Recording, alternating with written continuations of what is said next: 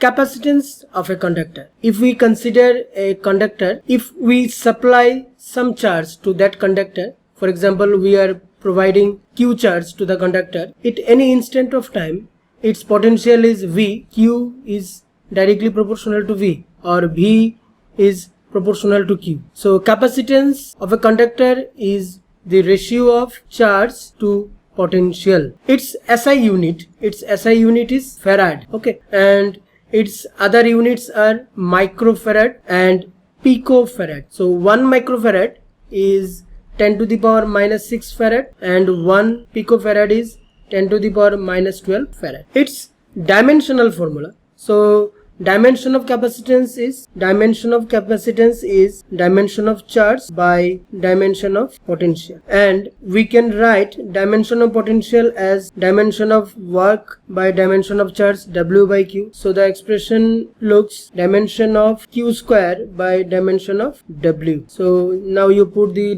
dimension of Q, ampere into time, and its square, so A square T square, and below this we put dimension of work, that is m L square T to the power minus 2. So the final expression looks like m to the power minus 1 A square L to the power minus 2 and T to the power minus 4. Okay, capacitance depends on shape and size of the conductor, separation of system of two conductors, third, surrounding medium of the capacitors or conductors, and presence of other conductors which may be earth. Next, we see types of capacitors and their capacitance. Spherical capacitor, cylindrical capacitor, third, parallel plate capacitor. Spherical capacitor can be further classified into isolated sphere and a conductor with two concentric spheres. For isolated metallic sphere, if we supply plus Q amount of charge, so and its radius is capital R, then its potential becomes 1 by 4 pi epsilon naught capital Q by capital R, and its capacitance C equal to Q by V. So you just put the value of V, then you find C equal to 4 pi epsilon naught times the radius. So this is the capacitance for a isolated metallic sphere. And if the conductor is placed in a certain medium, then its capacitance becomes C equal to 4 pi epsilon naught times KR. So here is C medium equal to K times C air. So this is an important expression which you have to remember. On the other hand, for spherical conductor with two concentric metallic sphere, for example, this is the inner shell and its radius is A, and this is outer shell and its radius is B. If we supply Q amount of charge to the inner shell, so what will happen? So this is plus Q charge. So this positive charge will induce a negative charge on the outer surface. Okay, so equal amount of negative charge, that is minus Q, and as a result the outer surface of the outer shell will induce equal amount of positive charge.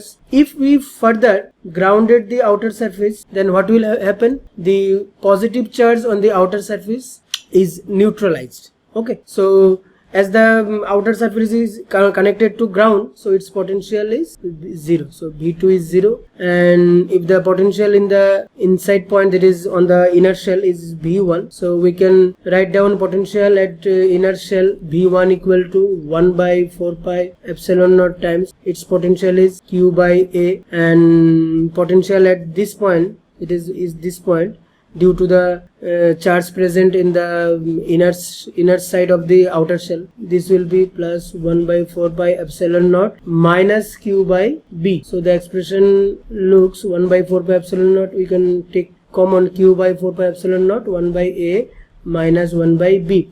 So the capacitance C equal to, if the charge is Q, so Q by 4 pi epsilon naught 1 by A minus 1 by B. So C equal to Q cancel, 4 pi epsilon naught times AB by B minus A. So this is the expression. Parallel plate capacitor. The parallel plate capacitor consists of two metallic plates parallel to each other and separated by a distance. See, this is a parallel plate capacitor, and D is the separation between these two plates, and if the area of each plate is A, then we can write the expression of capacitance C equal to epsilon naught A by D. Okay, so another point you have to remember, there exists an electric field between this plate. If this plate is positively charged and this plate is negatively charged, so a field exists between this plate, and expression of field between this plate E equal to sigma by epsilon naught. So you have to remember this expression also. Okay. If the separation between the two plates is filled with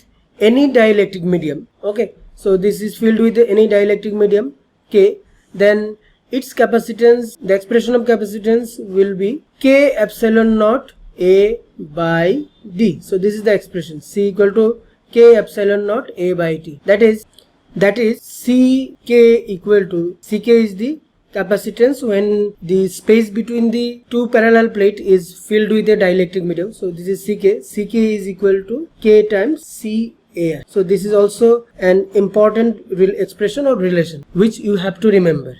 When a parallel plate capacitor is partially filled with a single dielectric of dielectric constant K, see there are two plates, one of the plate is given positive charge, another one is negative charge. If this plate has surface charge density plus sigma and this plate has surface charge density minus sigma, and when we insert a dielectric slab, let's the separation between these two plates are D and thickness of the slab is T and dielectric constant of the slab is K. So capacitance C equal to epsilon naught A divided by D minus T plus T by K. And when more than one dielectric slabs are placed between the plates, so what will happen if the separation between two plates is D and we insert the first slab whose dielectric constant is K1 and thickness is T1. Similarly, second slab has dielectric constant K2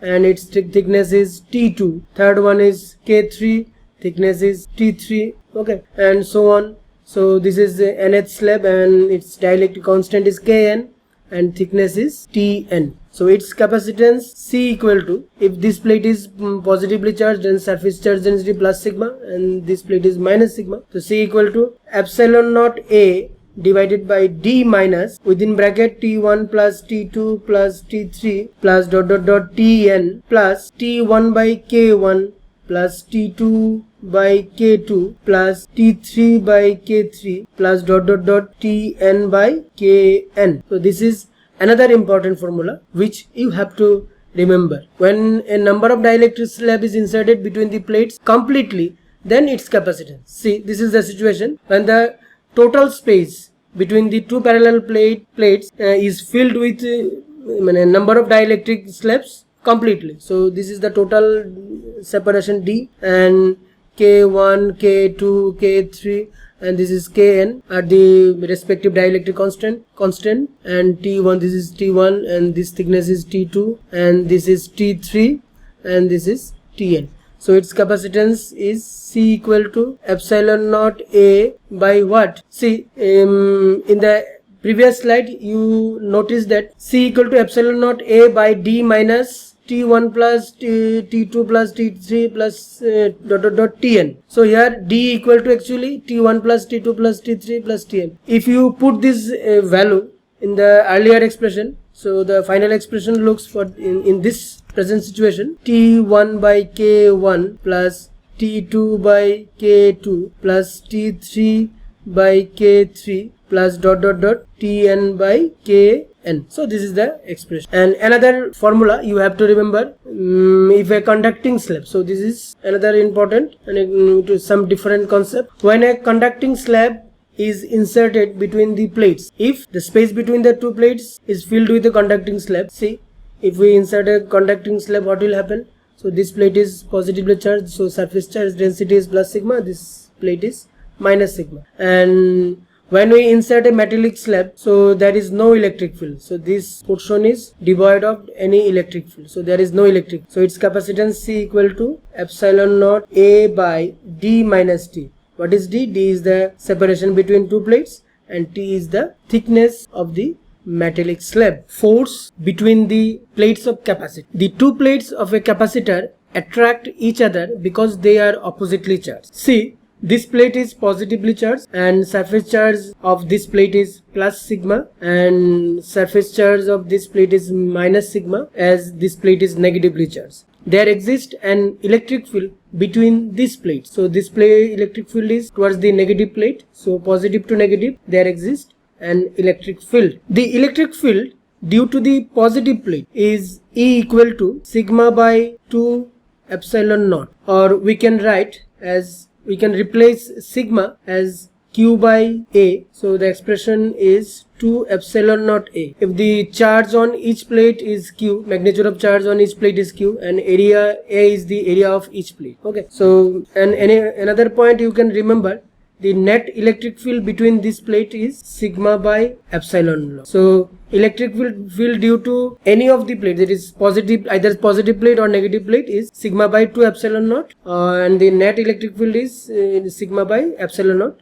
It is due to these two plates, because electric field lines originate from positive plate and terminates at negative plate. So the force on each plate, that is force on negative charge, that is minus Q, is magnitude of force F equal to Q into E. Q is the charge on the negative plate. Okay, so you just put the value of E, so Q into Q by 2 epsilon naught A. So the expression is Q square by 2 epsilon naught A. Therefore force F equal to Q square by 2 epsilon naught A. This is the final expression. This expression can be written as half epsilon naught E square into A. So force on each plate due to the other plate is F equal to Q square by 2 epsilon naught A, or half epsilon naught E square into A. Another point we must discuss, that is force per unit area or energy density, or it is said electrostatic pressure. See, force per unit area we can denote as F by A, or energy density is used by small u, and electrostatic pressure we can represent by this by P. So you just divide this expression with A, or you divide this expression with A. So if you divide this expression, it will look half epsilon naught E square. So this is another important expression. This is energy density. We can say this is energy density or force per unit area or electrostatic pressure. Capacitors in series. There is two capacitors C1 and C2 which are connected in series, and a potential V is applied across this combination. So as a result, V1 is dropped across C1 and V2 potential is dropped across C2. So from this circuit we can write V is equal to V1 plus V2. Okay. Second, C. In series combination, charge in each capacitor is same. So this capacitor will be charged, or this capacitor will store charge Q. Similarly, this capacitor also store charge Q. If this plate is positively charged, this plate is negatively charged, this is positively charged, this is negatively charged. So this plate gets plus Q charge and this plate minus Q charge. So here Q is same. So second point is Q is same, and third point is V is different. V is different. Okay. So we can write, as Q is same, we can write Q equal to C1 V1, and for the second charge, second capacitor, we can also write Q equal to C2 V2. So the expression is C1 V1 equal to C2 V2. So if you take ratio of V1 by V2, you will get C2 by C1. V1 by V2 is equal to C2 by C1. So this implies that potential difference across each capacitor is inversely proportional to its capacitance. And another important formula, equivalent capacitance. So equivalent capacitance of these two capacitors is 1 by Cs is equal to 1 by C1 plus 1 by C2. If there exist more than two capacitors, then you may write another term also, C3 or ... Cn. So okay. And this expression can be simplified, Cs equal to C1 C2 by C1 plus C2. And this expression is very handy when you solve numerical problem, and in NEET exam or JEE, this formula is very helpful for your numerical problem solving. One thing you have to remember, in series combination, the equivalent charge or total charge is same as the charge stored by the individual capacitor. So Q total is equal to Q, that is this Q and this Q, and you can easily find the total charge Q by C equivalent into V. So C equivalent is C1 C2 by C1 plus C2 whole into V. So in order to calculate the potential across V1, so V1 equal to Q by C1, you just put this value, that is Q total by C1. So the final expression looks C2 by C1 plus C2 whole into V. And for V2, its expression is C1 by C1 plus C2 whole into B. So here are the important formulas you have to remember when you deal with capacitors which are connected in series.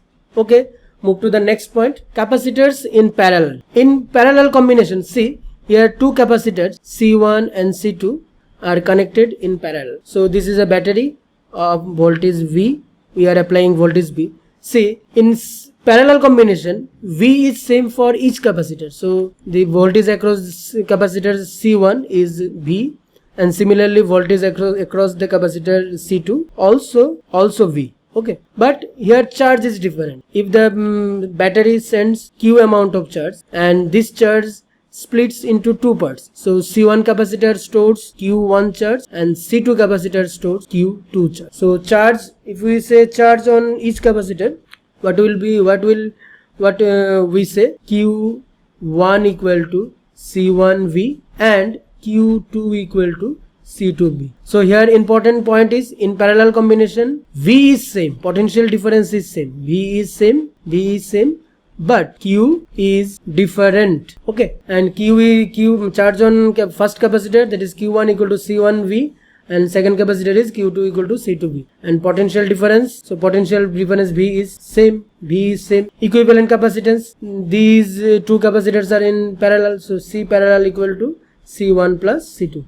If there is more than two capacitors, then you may write C1 plus C2 plus C3 ... Cn. And for n identical capacitors which are connected in parallel, so equivalent capacitance C equivalent equal to Nc if capacitance of each capacitor is C. So for example, if you have 10 identical capacitors of 10 microfarad each, then equivalent capacitance will be 10 into 10, that is 100 microfarad. On the other hand, in case of series combination, if n identical capacitors are connected in series, see, when n identical capacitors are connected in series, then C equivalent is equal to C by N. So you just divide the capacitance of each capacitor with the number of capacitors. Okay, next point we see energy stored in a capacitor. Energy stored in a capacitor we can express as by the symbol capital U.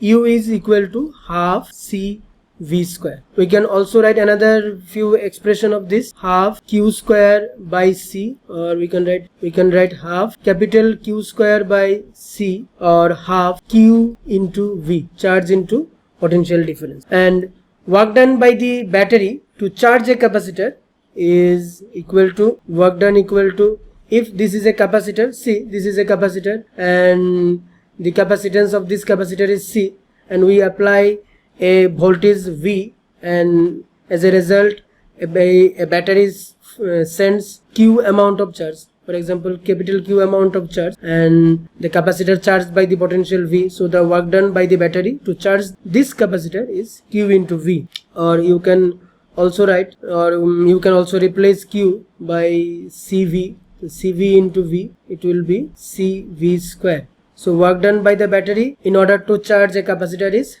CV square. So energy stored by the capacitor is half CV square. See, so heat dissipation will be, if we represent this del H is equal to total energy is CV square, that is total energy is work done minus U, that is CV square minus half CV square. So heat dissipated is half CV square. So very interesting expression. Energy stored by a capacitor is half CV square, and work done by the battery to charge the capacitor is only CV square. So half of the energy is stored inside the capacitor, and half of the total energy delivered by the battery is wasted as in the form of heat energy. And energy stored in parallel plate capacitor. See, this is a parallel plate, and separation between this plate is D, and area of each plate is A. So if we say energy stored in a parallel plate capacitor, for parallel plate capacitor, capacitance is C equal to epsilon naught A by D. Okay, so we just substitute this value, that is C, in this expression, as we know U is equal to half Q square by C.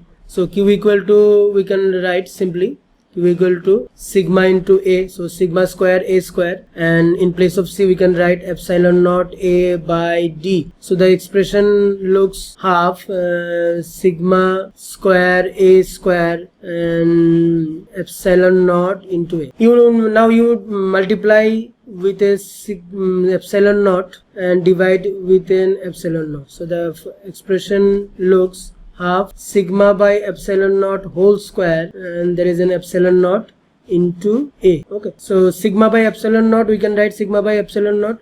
Also there is a D, expression D is missing, so there is a D. So the final expression looks epsilon naught E square A into D. So this is the total energy. I can highlight this, so I am highlighting this. Okay, so this is another expression, energy stored by parallel plate capacitor. This is another expression. And you can also find energy per unit volume. Energy per unit volume. You can also find energy per unit volume. So energy per unit volume can be written as small u, that is U divided by volume, that is area into distance between two plates, because A is the area and A is the area and D is the separation between two plates. So A into D is nothing but the volume. So you just divide this expression with A into D. So the expression looks half epsilon naught E square. Combination of parallel plate. In your NEET or JEE exam, few questions are asked on combination of parallel plates in this manner. So here in the first figure you will find 3 parallel plates and they are connected by an wire, and in the second figure there are 4 plates and they are connected as shown in the figure, and the third figure also there is a combination of parallel plates which are connected. So how you solve this type of problem? See, for a parallel plate capacitor you need 2 different plates. So these 2 plates acts like a capacitor, so here acts a capacitor, and these 2 plates also acts like a capacitor. So first of all you have to label these capacitors. So I numbered this as number 1 plate, and this is plate number 2 and this is plate number 3, and you just redraw this circuit. See, this is plate number 1, 2 and 3. So now you draw 2 capacitors and put the numbering. So this is number 1, plate number 1, and this is plate number 2, and this is plate number 3. And see, plate number 1 and 3 are connected, 1 and 3 are connected, and this point is Y, and plate 2 has a terminal and this point is X. So here see, capacitor, if we name this, label this as C1 and this is C2, you can easily find C1 and C2 are parallelly connected. And move to the second figure. Here there may be a capacitor, possibility of a capacitor. Okay, there may be another capacitor and there may be another capacitor. Okay, now you just draw this diagram and you may label this 1, 2, 3 and 4. So this is plate number 1, 2 and 3, and so we label this C1, C2, C3. So there are 3 capacitors, C1, C2 and C3. So number of this capacitor is 1, 2, 3 and 4. So plate number 3 and 1 are connected, 1 and 3 are connected, so these 2 are connected, and output is taken from plate number 4. So this is point Y and another point, X point is X. So you have to calculate the equivalent capacitance between X and Y. So see, this capacitor C1 and C2, these 2 capacitors are in parallel, and their equivalent is in series with C3. So the capacitance C1, C2 are parallel, so their equivalent is C1, C2, sorry, they are parallel. As they are parallel, the equivalent is C1 plus C2, and C3 is in series with their equivalent. So this point is Y and this point is X. So this is C3. So equivalent capacitance is C3 into C1 plus C2 by C1 plus C2 plus C3. And the third figure, you can easily solve the third figure. Move to the second diagram. So there are two diagrams. Here n number of plates are arranged in this manner. So this is each plate. So this is plate number 1, this is plate number 2, this is plate number 3, this is plate number 4, this is plate number 5, and this is plate number n, for example. Or you may, this is plate number n. So what will be the equivalent capacity? This is a capacitor, these two plates acts as a capacitor, these two plates acts as a capacitor, and so on. For a capacitor you need two plates, and here n number of plates are available, n number of plates. So equivalent capacitance, what will be the equivalent capacitance? So these all capacitors are connected in series. See, here all capacitors are connected in series, and capacitance of each capacitor is if same, so C, then C equivalent equal to C by n. So as these plates are parallel plate capacitor, we can write epsilon naught A by D. This is the expression of capacitance of each capacitor.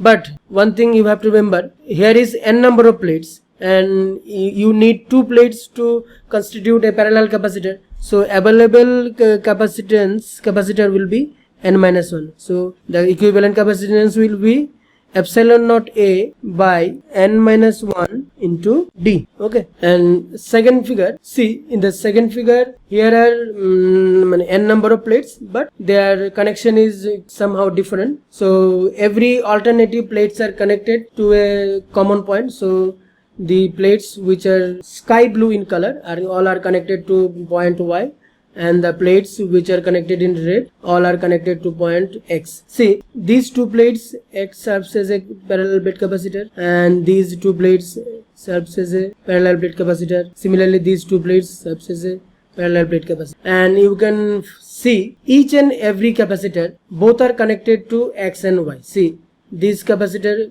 is connected to Y, and this capacitor plate is connected to X. Similarly, this capacitor plate of this capacitor, one plate of this capacitor is connected to Y, and one plate is connected to X. So these all capacitors are connected in parallel. So C equivalent is equal to epsilon naught A by D. It is the expression of capacitance of each capacitor, and here number of parallel capacitor are available is only n minus 1. So same thing also applicable here. For in case of n number of plates, available capacitor is always n minus 1. Okay. Next point we see sharing of charge between capacitors. The concept is when two isolated charged conductors are connected to each other, then charge is redistributed in their ratio of capacitance. See, this is capacitor 1, that is we label it as C1, and this is C2. Initially charge Q1 is given to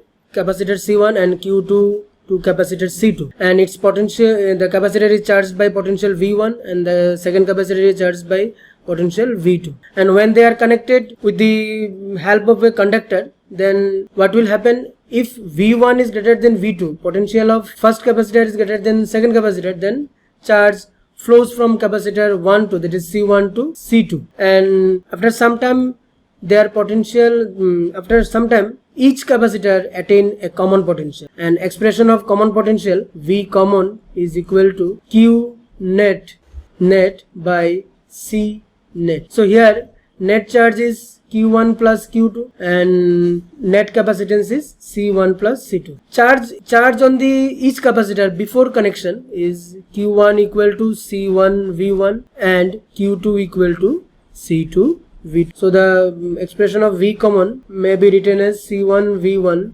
plus C2 V2 by C1 plus C2. So this is an important expression in sharing of charge between two capacitors. So you write down this expression. These are the expression of charge before connecting the two spheres. Okay, so this is initial charge. Okay, these are initial charge. And what will be the charge after sharing? Charge after sharing. So charge after sharing, if Q1 dash is the charge after sharing, Q dash equal to CV, that is C1 into V common potential. Okay, so you have the expression of common potential, and Q2 dash is equal to C2 into V common potential. And in this process, energy is lost in the form of heat. So energy lost in form of heat del U equal to half C1 C2 by C1 plus C2 into V1 minus V2 whole square. So this is another important expression. Sharing of charge in parallel plate capacitor. There are two cases are possible when positive plate of one connected to positive plate of others. See, here is two capacitor C1 and C2. This is C1 and this is C2, and this is positive plate, this is negative, and this is positive and this is negative. If these two positive plates are connected and these two negative plates are connected, so in this case the common potential is very similar to the case which I discussed in the earlier section. So V common equal to Q total by C total. C total means C, we can say it as a C equivalent also. So Q total, see here positive plates of two capacitors are connected together, so total charge is added. So Q1 plus Q2 is the total charge, and as this combination is parallel combination, equivalent capacitance is C1 plus C2. And you can also find the charge on the each capacitor after connection. So after connection, charge on each capacitor, so Q1 dash equal to C1 into V common and Q2 dash equal to C2 into V common. And in second case, when positive plate of one connected to negative plate of the other, so if the positive plate of first capacitor, that is C1, is connected to negative plate of other, so here positive and negative plates are connected. See, if the charge stored by the first capacitor is Q1, so this plate is plus Q1 and this side is minus Q1, okay. And charge on second capacitor, this plate has charge minus Q2 and this plate has charge plus Q2, okay. So when they recombine, then net charge on the equivalent capacitor is Q net or Q total equal to Q1 minus Q2. So you have to calculate the common potential. So common potential is equal to Q total by C total, that is, or C equivalent. Q total is Q1 minus Q2 divided by C1 plus C2. So here the change is only Q1 minus Q2. You can also modify this expression as C1 V1 plus C2 V2 by C1 plus C2, and then in this expression you can write C1 V1 minus C2 V2 by C1 plus C2. When you get common potential, it is very easy to calculate the charge after the connection. So after the connection, the charge on the first capacitor is Q1 dash equal to C1 into common potential, and charge on the second capacitor, that is Q2 dash, is equal to C2 into V common. So it is very easy, and this is very important, which you have to remember for your examination. Okay, moving to the next part. Now we discuss dielectrics and its properties. Dielectrics are insulators. They are insulators. They gets polarized in the electric field. Dielectric materials has a dielectric constant. For air or vacuum, dielectric constant is 1, and for any metal, dielectric constants is infinite. Now we study the effect of dielectric when we place it in external electric field. So this indicates uniform electric field. For example, this electric field is E0. E0 is the external electric field, and if we place a dielectric in the external electric field, what will happen? See, when we place a dielectric in uniform electric field, then some field lines enters and passes through the dielectric. Due to this electric field, opposite charges induced on the opposite faces of the dielectric. So this side induced negative charge and this side induces positive charge. Here minus sigma I is the surface charge density in this side, and plus sigma I is the surface charge density in this side. And due to this induced charge, an electric field is induced inside this, and this electric field we denote by EI. So if we consider any point inside a dielectric field, there exists two electric field. One field is due to the external electric field, that is E0, and another field is the induced electric field, EI. So you have to calculate the net electric field. So we can write net electric field E net equal to E0 minus EI. So E0 is the external electric field and EI is the electric field due to induced charge. Here EI is the electric field due to induced charge, and sigma I is equal to induced charge density. So we can also write E net as E naught divided by K. If the dielectric constant of this medium is K, so we can write E net equal to E naught by K. So E naught by K equal to E naught minus EI. So this can be written as, further, if we take E naught as common, so we can further modify this expression EI equal to epsilon naught into E naught 1 minus 1 by K. So this is an important formula where sigma I is the induced charge density. And we can also modify this expression as QI. QI is the induced charge, equal to Q into 1 minus 1 by K. So Q is the inducing charge and QI is induced charge. So QI is induced, and E naught we can write E naught as inducing field, with the field which induces the dielectric, inducing field. Next we see the effect of dielectrics insertion in a capacitor. When battery remains connected during charging, see, a battery is connected between the two plates of a capacitor and dielectric slab is inserted, and if the dielectric constant of the dielectric is K, then we can write the energy of a dielectric parallel plate capacitor is half CV square.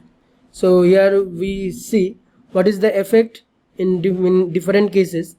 That is, before the insertion of dielectric, capacitance is C, okay, and charge stored by the capacitor is Q, and its potential is V, and electric field is E, and potential energy is U, okay. And after insertion, see, in the first case battery remain connected during charging, so charge stored by the capacitor will be K times Q, and capacitance is K times C, because as we know, parallel plate capacitor with dielectric constant K is K times epsilon naught A by D, and epsilon naught A by D is C air, so CK is equal to K times C air. And potential energy, as the battery is remain connected across the capacitor, so potential remains constant, and as potential remains constant and separation between the plates also remain constant, so electric field also remain constant. And what is the value of potential energy? So potential energy, expression of potential energy is equal to half CV square, as C increases by K times, so potential energy also increases by K times, say K. So these are very important relations. Second case, battery is disconnected before insertion. So first of all, the capacitor is charged, so this side is positively charged and this side is negatively charged. So after charging, a dielectric slab is inserted, okay, then what will happen? So before insertion of dielectric, let charge is capital Q, capacitance is C, potential is V, electric field is E, and potential energy is U. And after the connection, its capacitance increases K times, so it becomes Kc, but the charge remains constant because battery is disconnected from the capacitor, so there is no scope to increase in charge, so Q is same. And what will be the potential? So potential decreases by 1 by K, so electric field also become E by K, and potential energy also become U by K. This is our last concept, and in this part we see when a n small drops, each of capacitance C charged to a potential V with charge Q and surface charge density sigma and potential energy U coalesces to form a single drop. So there are n number of spheres, and each drop has radius small r and charge is small q and potential is small v, and they coalesces to form a bigger drop whose radius is capital R. And what will be the net charge? So initially charge is q, potential is v, and in this process one thing remains constant is that the total volume of n drop is equal to volume of big drop. So from this relation we can write the radius of big drop is equal to small r into n to the power 1 by 3. We can find other relations also. The total charge after coalesce n times the charge on each small drop, and total capacitance is n to the power 1 by 3 into C.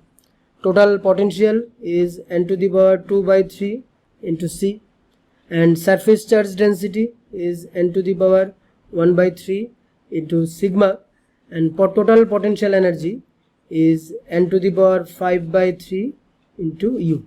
These are the important formulas and concept which I quickly revised for you. A single video is not enough for your knowledge. If you like this video, you can watch another one from the screen. Thanks for your time and catch you in the next time.